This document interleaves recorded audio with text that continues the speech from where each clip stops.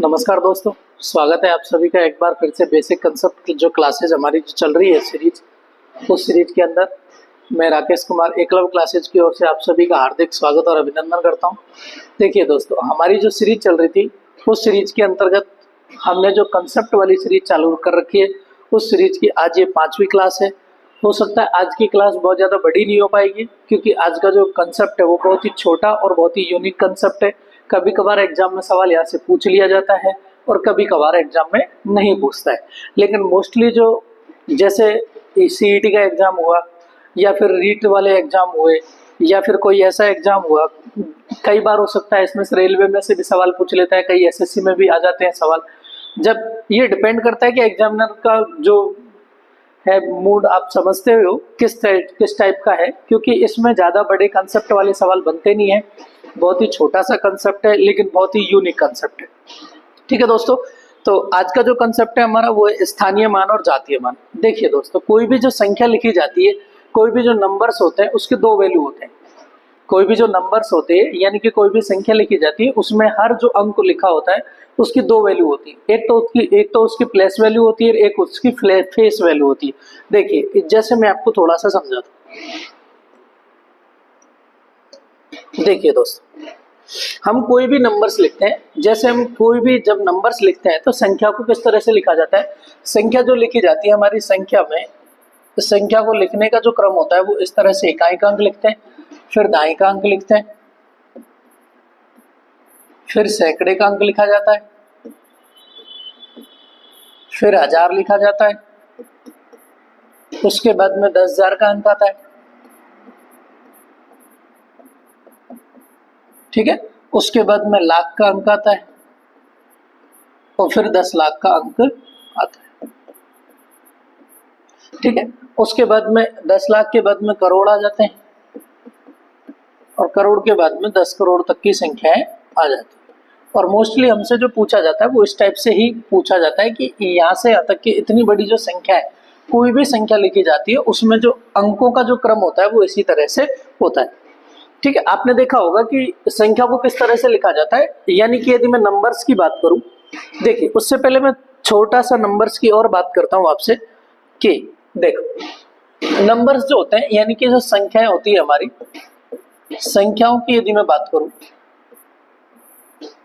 देखिए दो तरह की संख्याएं होती है। एक तो वास्तविक संख्याएं होती है और एक होती है हमारी काल्पनिक संख्याएं।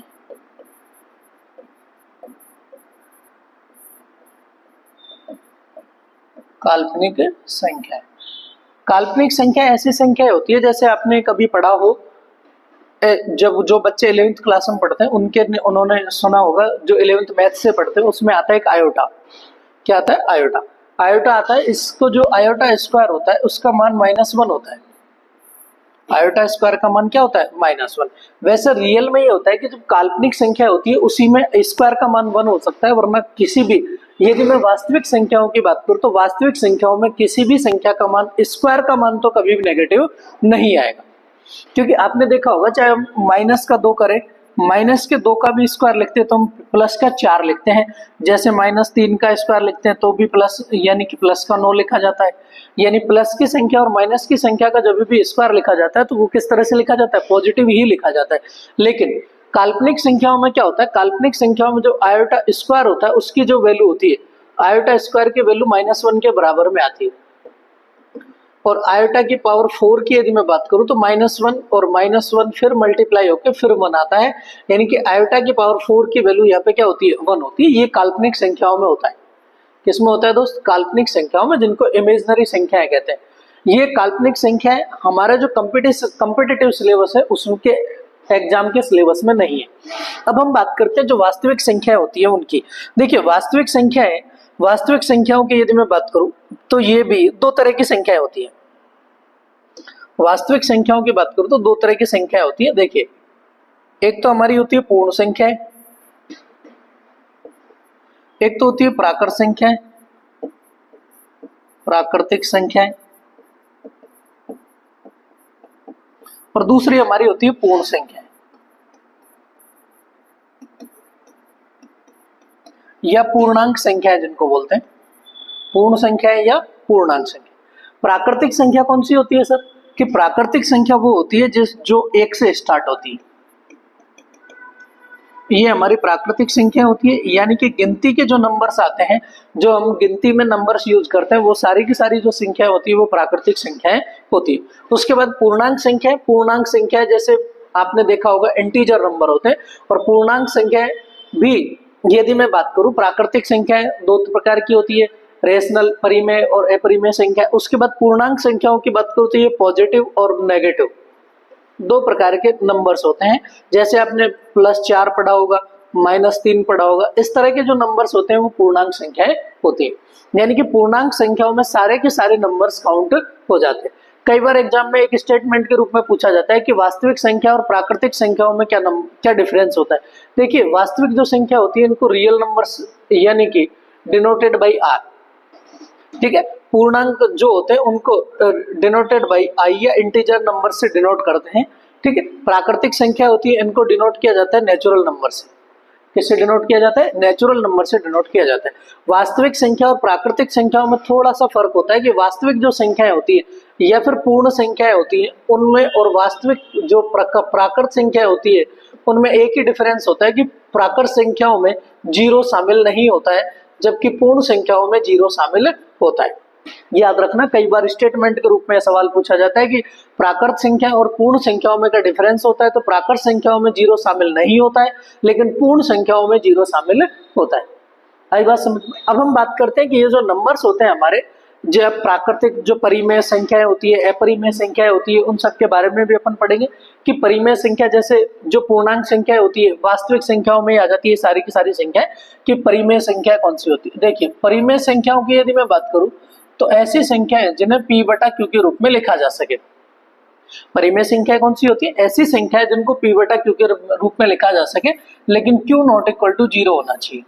यानी Q की वैल्यू कभी भी 0 नहीं आनी चाहिए। यदि Q की वैल्यू 0 आ जाएगी तो मान क्या हो जाएगा इसका मान इन्फिनिटी हो जाएगा, जो कि पॉसिबल नहीं है, ठीक है।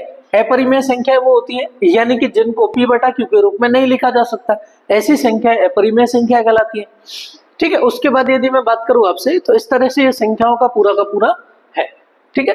तो जैसे दशमलव संख्या होती है, दशमलव में भी शांत दशमलव संख्या होती है, अशांत दशमलव संख्या होती है, ठीक है। ये सारी चीजें नंबर्स के बारे में हम सारी चीज जानकारी हम पढ़ेंगे और धीरे धीरे इनके जैसे भी आगे आगे सवाल आते जाएंगे वो हम करते जाएंगे, ठीक है। अब हम बात करते हैं कि जो मैंने अभी आपको बोला था कि कोई भी जो संख्या लिखी जाती है, जैसे आप लिखते हो 14, 14 कोई संख्या लिखी, 14 में क्या क्या शामिल होता है? देखिए, 14 में जो शामिल होता है वो होता है क्या? एक तो यानी कि ये ढाई का अंक है, इसका मतलब ढाई के अंक में हमेशा 0 शामिल होगा। क्या शामिल होगा? 0 शामिल होगा। यानी इसको लिखा जाता है 10 + 4।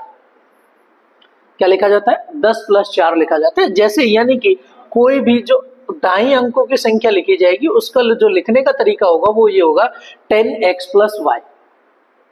क्या होगा? 10x + y, यानी कि उसको लिखने का जो तरीका होगा, जैसे यहाँ पे मुझे 14 लिखना है तो 10 × 1 + 4, तो ये कितना हो जाएगा? 10 + 4 = 40, ठीक है। जैसे आपको कोई संख्या लिखनी है 432, तो इसका मतलब क्या हुआ कि यदि आप इस संख्या को लिखोगे तो इसमें क्या आ जाएगा?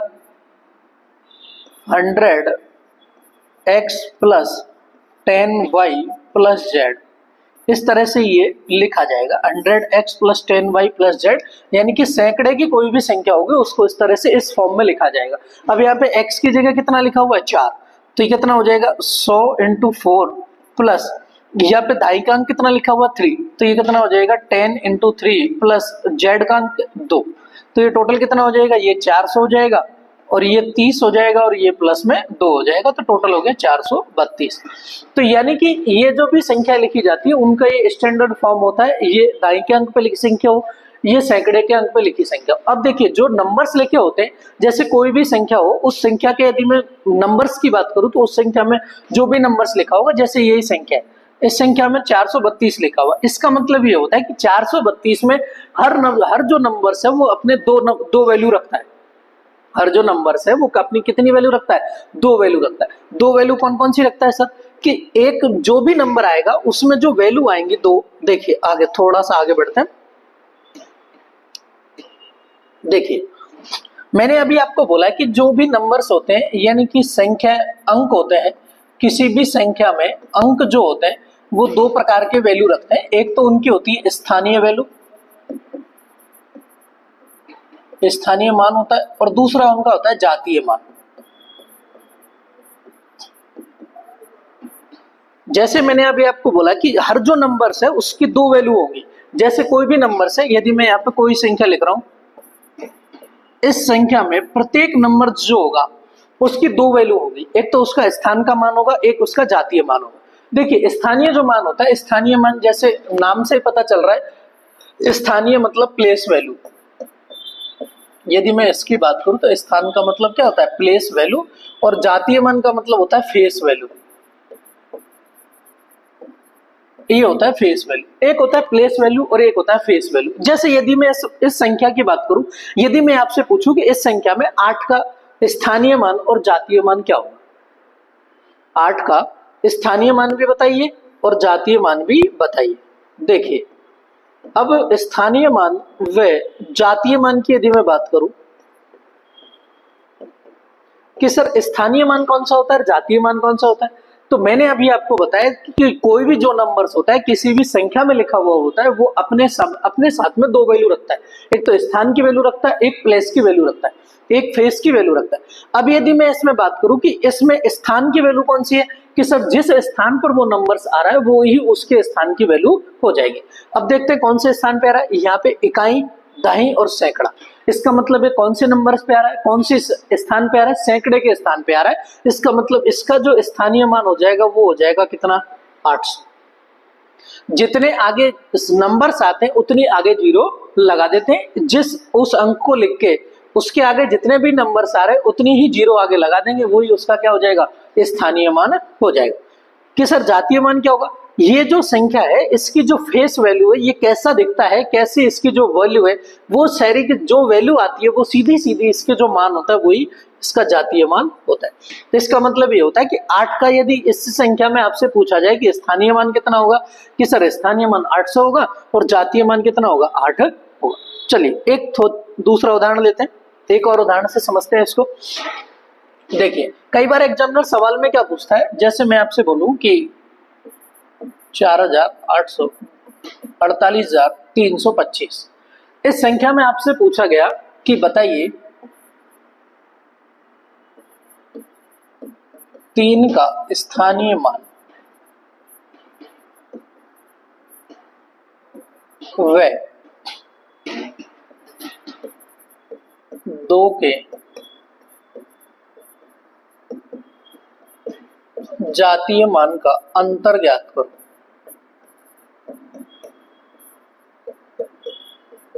देखिए दोस्तों, इसमें जो इस कंसेप्ट में जो सवाल बनेंगे वो इसी टाइप के सवाल बनते हैं सारे के सारे। या तो इसमें स्थानीय मान पूछता है या इसमें जातीय मान पूछता है, दो ही टाइप के सवाल बनते हैं इसमें। स्थानीय मान यानी उस संख्या उस नंबर्स का जो भी स्थान है वही उसका स्थानीय मान हो जाएगा। सीधा सीधा आपको निकालना है तो जो नंबर्स लिखा हुआ है उसके आगे देख लो कितनी संख्या लिखी हुई है उतनी जीरो उसमें लगा दो, ये उसका स्थानीय मान हो जाएगा। और दूसरा जातीय मान, जातीय मान का मतलब होता है उस नंबर्स की जो फेस वैल्यू होती है, सामने से जो नंबर्स दिखाई दे रहा है वैसे का वैसा ही दिखाई दे रहा है, वो ही उसकी क्या हो जाएगी, फेस वैल्यू आ जाएगी। ठीक है, इसको बोलते हैं प्लेस वैल्यू, इसको बोलते हैं फेस वैल्यू। फेस वैल्यू मतलब वो नंबर सामने से कैसा दिखता है, जैसे 2 है तो 2 जैसा दिखेगा, 8 है तो 8 जैसा दिखेगा, 9 है तो 9 जैसा दिखेगा। इसका मतलब ये होती है उसकी जातीय वैल्यू। अब आपसे पूछा गया कि 3 का स्थानीय मान और 2 के जातीय मान का अंतर ज्ञात करो। देखिए 3 का स्थानीय मान क्या होगा, कि सर 3 का स्थानीय मान देखेंगे तो कौन से नंबर्स पे आ रहा है, इकाई, दहाई और सैकड़ा। इसका मतलब सैकड़े के अंक पे आ रहा है। सैकड़े का अंक क्या होता है, इसका मतलब कितनी जीरो आएंगे आगे, 2 जीरो आएंगे। तो 3 के आगे कितनी जीरो आ जाएंगे दोस्त, 2 जीरो आ जाएंगे। यानी ये 3 का स्थानीय मान हो गया, यानी कि 3 का स्थानीय मान। ठीक है, ये 3 का स्थानीय मान। अब सर 2 का जातीय मान क्या होगा, कि सर 2 का जो जातीय मान होगा वो 2 ही होगा। 2 का जातीय मान क्या होगा, 2 ही होगा। 2 का जातीय मान क्या होगा, 2। तो इन दोनों का अंतर पूछ रहा है तो बता दीजिए 300 माइनस 2 इक्वल टू 298। ये इसका क्या हो जाएगा, आंसर हो जाएगा। ये इसका क्या हो जाएगा, आंसर हो जाएगा। ठीक है, इस टाइप के सवाल इस एग्जाम में इस कंसेप्ट पे बेस पूछे जाते हैं। ज्यादा कुछ है नहीं है इसमें, इतना सा याद रखना है कि जो वैल्यू जिस स्थान पे आ रही है तो वो उसका स्थानीय मान हो जाएगा। स्थानीय मान निकालने के लिए हमको क्या करना है, जिस स्थान पे आ रहा है उससे आगे देख लेना कितने अंक आ रहे हैं, उतनी जीरो उसको लगा देनी है। और जातीय मान इसका मतलब जो वो नंबर्स लिखा हुआ है वही उसका जातीय मान होगा। आया समझ में? ठीक है, तो ये हमारा छोटा सा कंसेप्ट था जिसको हमने किया है याद। देखिए अब इसके 4-5 सवाल जो मैं लेके आया हूं आपके लिए वो अपन कर लेते हैं, उसके बाद में ये कंसेप्ट खत्म हो जाए। तो देखिए सवालों की ओर बढ़ते हैं। ये सारे सवाल एग्जामों में आए हुए हैं। देखिए सवाल है कि 3,15,298 में 9 और 3 के जातीय मानों का अंतर ज्ञात करो। देखिए दोस्तों 9 और 3 के जातीय मान आपसे, जातीय मानों का अंतर आपसे पूछा है। कई बार देखिए अब यहाँ पे कई बच्चे क्या करते हैं सर, स्थानीय मान और जातीय मान जो भी, देखिए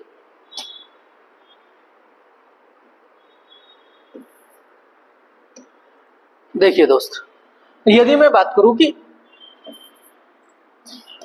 चलो भाई इधर चल, ये 3,15,298 इसका आपको पूछा गया है कि इसका जातीय मान, किसके इसका जातीय मान, कि सर एक तो 9 का जातीय मान और एक 3 का जातीय मान, इन दोनों का अंतर ज्ञात करो। तो मुझे ऐसा लगता है कि ऐसे सवाल सबसे सिंपल सवाल होते हैं, इनमें कुछ भी नहीं करना होता है। जातीय मान पूछा है सर, जातीय मान दोनों का क्या होगा, जातीय मान ही होगा सर, 9 और 3 ही होगा इनका जातीय मान। तो 9 माइनस 3 कितना आ जाएगा, आंसर 6 आ जाएगा। आई बात समझ में?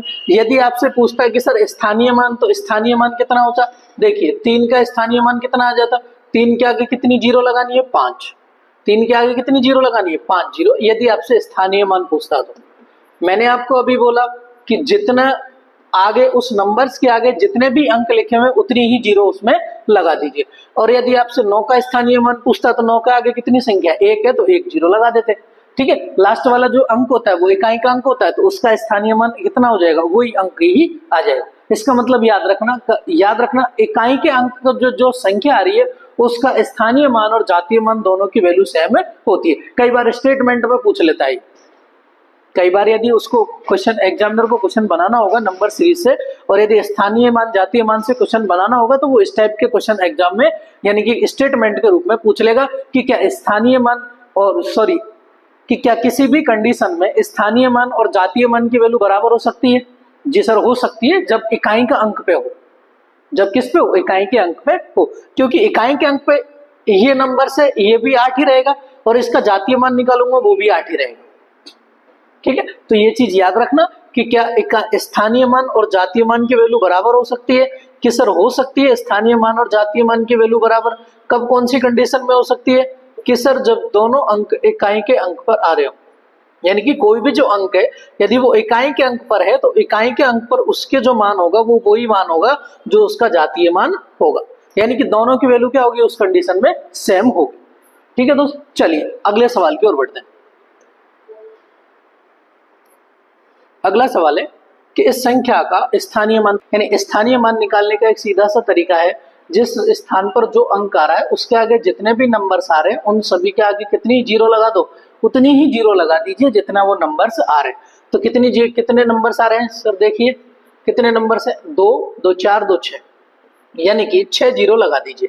6 जीरो लगा दें, 1 2 3 4 5 और 6 जीरो लगा देंगे। इसका मतलब क्या हुआ, अब हमें क्या करना है, ये इसकी फॉर्म में दी हुई है तो 10 की पावर 6 आ जानी चाहिए। 5 इंटू 10 की पावर 6, ये इसका आंसर हो जाना चाहिए। चलो इसको मैं यहाँ कर देता हूँ 10 की पावर 6, तो ये हमारा आंसर हो जाएगा। आई बात समझ में? कुछ नहीं करना है। देखिए स्थानीय मान निकालना था, स्थानीय मान के लिए क्या आ जाएगा, मैंने अभी आपको बताया था कि जो नंबर जिस स्थान पे आ रहा है उसी जो स्थान वाले जो नंबर से उसकी वैल्यू क्या होती है, उसके आगे जितने भी अंक आ रहे हैं उसकी उतनी ही जीरो लगा देंगे तो वो क्या हो जाएगा, उसका स्थानीय मान आ जाएगा। और जातीय मान क्या होता है, जातीय मान का मैंने अभी आपको बताया था क्या होता है, नॉर्मली उस जो अंक होता है उसका जो खुद का मान होता है वही उसका जातीय मान होता है। चलिए अगले सवाल करो। देखिए अगला सवाल है कि 7 का स्थानीय मान ज्ञात कीजिए। देखिए 7 का स्थानीय मान निकालना है, मैंने अभी आपको क्या बोला था, जो संख्या है वो क्या है 75634। इस संख्या में 7 का स्थानीय मान निकालना है, यानी इस संख्या का स्थानीय मान, इनकी 7 का स्थानीय मान। स्थानीय मान निकालने का एक ही तरीका बताया था मैंने, क्या बताया था कि सर जितने भी उस अंक को वैसे के वैसे लिख दीजिए, उसके आगे जितने भी नंबर्स आ रहे हैं उतनी ही जीरो लगा दीजिए। कितने नंबर्स आ रहे हैं सर? 1 2 3 4, 4 नंबर्स आ रहे हैं तो 4 जीरो लगा दीजिए। ये इसका क्या हो जाएगा? स्थानीय मान हो जाएगा। और देख लीजिए 7 के आगे 4 जीरो किसमें, यही हमारा आंसर हो जाएगा। ठीक है, तो चलिए अगला सवाल देखिए। अगला सवाल छोटा सा नॉर्मल सा सवाल है, क्योंकि इस कॉन्सेप्ट पे बेस ज्यादा बड़े सवाल पूछे नहीं जाते हैं, बहुत ही अच्छे सवाल पूछे जाते हैं और बहुत ही रेयर केस में ऐसे सवाल पूछे जाते हैं। ठीक है दोस्तों, लेकिन मेरा ये जो कंसेप्ट है वो आपके कॉम्पिटिटिव एग्जाम में आता है, इसलिए मेरा बताने का फर्ज है, इसलिए मैं आपको ये सारी चीजें बता रहा हूँ। वैसे चाहता तो मैं इसको 2 लाइन में खत्म कर सकता था कि जो जिस स्थान पर जो वैल्यू आ रही है उसके आगे जीरो लगा दीजिए, उतनी उस अंक को वैसे लिख दीजिए, वो होता है स्थानीय मान, और जो संख्या का खुद का मान होता है वो जातीय मान होता है। ठीक है, चलिए सबसे छोटी अभाज्य संख्या 2 होती है सर। कल भी मैंने अभाज्य संख्याओं के बारे में बताया था कि अभाज्य संख्याएं कौन कौन सी होती है। ऐसी संख्या जिनमें या तो एक का या स्वयं का भाग जाए, वो सारी की सारी संख्याएं क्या कहलाती है? अभाज्य संख्याएं कहलाती है। और मैंने आपको ये बताया था 1 से लेकर 100 तक की यदि मैं बात करूं तो 25 अभाज्य संख्याएं आती है, और यदि 1 से लेकर 200 तक की बात करूं तो टोटल अभाज्य संख्याओं की जो संख्या आती है, नंबर्स वो आते हैं 47। तो एक चीज भी याद रखना। देखिए दोस्तों, ये जो कंसेप्ट सीरीज शुरू की गई है ये उन सभी बच्चों के लिए है। देखिए इसके सवाल ऐसा नहीं है कि एग्जाम में नहीं आते हो, बहुत सारे एग्जामों में सवाल एग्जाम में पूछ लिए जाते हैं। ठीक है, मोस्टली जैसे जो रीट L1 है, L2 है, ऐसे जो एग्जाम है उनमें तो आपको मान के चलो जो एग्जाम है उसमें आपको सवाल एक न एक तो यहाँ से पूछ ही लेता है। ये जितने भी कंसेप्ट करवाए अब तक उनमें से ऐसा नहीं है कि सारा सिलेबस को डिटेल अध्ययन करके ही करवाए गए।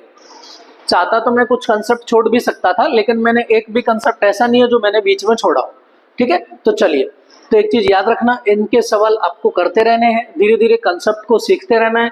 और जब कंसेप्ट आप सीख लीजिए, देखिए कोई भी एग्जाम होता है उसको 2 चीजें होती है उसमें करने के लिए, और जिसको मैथ्स अच्छे से करनी है, जो एक एवरेज स्टूडेंट कभी कभार जो पहली बार शुरू कर रहा होता है, उसके लिए एक सबसे खास बात ये होती है कि सारे के सारे पहले तो उसको कंसेप्ट पता होने चाहिए, क्योंकि जब तक वो कंसेप्ट नहीं सीखेगा तब तक वो सवाल नहीं कर पाएगा।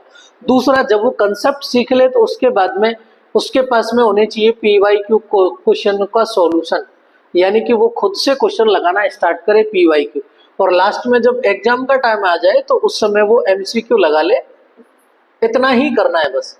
एक एवरेज बच्चा भी यहाँ से लेके यहाँ तक, यानी कि मैथ्स में 100% का स्कोरिंग कर सकता है।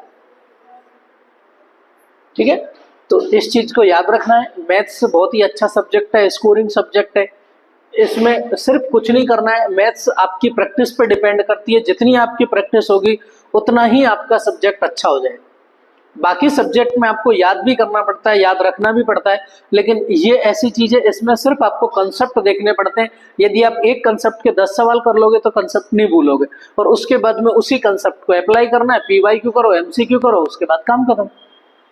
ठीक है दोस्तों, तो चलिए मिलते हैं फिर नेक्स्ट क्लासेस में। नेक्स्ट क्लासेस में हम इसके आगे के जो कंसेप्ट है वो अपन पढ़ेंगे। जैसे भाग का एक कंसेप्ट आता है, जैसे कोई भी संख्या के यदि हम भाग करते हैं तो उसमें क्या होता है, बीच वाली जो संख्या होती है वो होती है भाज्य, और जिसका भाग दिया जाता है वो संख्या होती है भाजक, और जो इधर आता है वो उसको लिखते हैं हम भागफल, और जो शेष बचता है उसको बोलते हैं शेषफल। इसके कंसेप्ट पे आधारित हर एग्जाम में एक न एक सवाल जरूर पूछा जाता है। ठीक है, उसके 3 से 4 ऐसे कंसेप्ट है, वो मैं आपको एक ही क्लास में करवाने वाला हूँ। जो रूल्स है उसके वो मैं आपको करवा दूंगा, और उसके आधार पे अपन इसके काफी अच्छे सवाल भी करने वाले हैं। ठीक है, तो ये जो भाज्य होती है इसका जो मान होता है, यानी कि भाज्य बराबर होता है भाजक गुणा भागफल प्लस में शेषफल।